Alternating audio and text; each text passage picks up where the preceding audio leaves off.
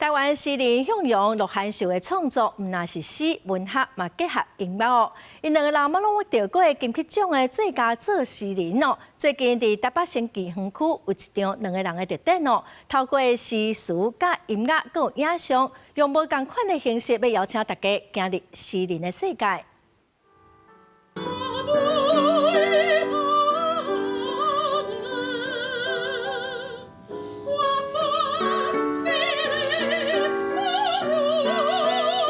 阿母的头毛是作家向阳的诗，描写阿母一生为着家庭付出的辛苦。向阳描写人文，嘛用文学反映各种社会现象。伫咧台北新纪园区对初四开始有举办文学特展，透过空间设计图像等等去呈现向阳、罗汉秀这两位作家的作品。 向阳表示，希望未来会当继续用无同的方式去推广台语甲文学。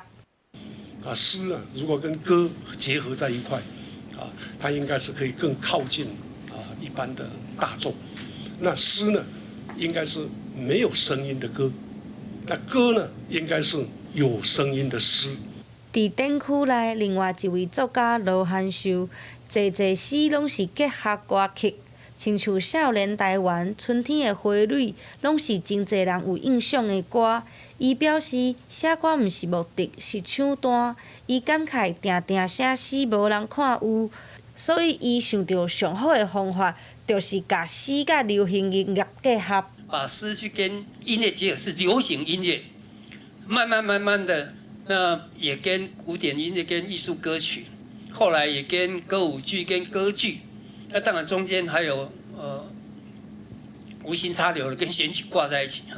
静态的文学特展会到9月30，另外9月初一开始嘛会有3场音乐会，希望透过向阳甲罗汉秀的诗编做歌，用无共的形式，互搁较侪人了解台湾文学。记者陈心彤、曾俊佑台北报道。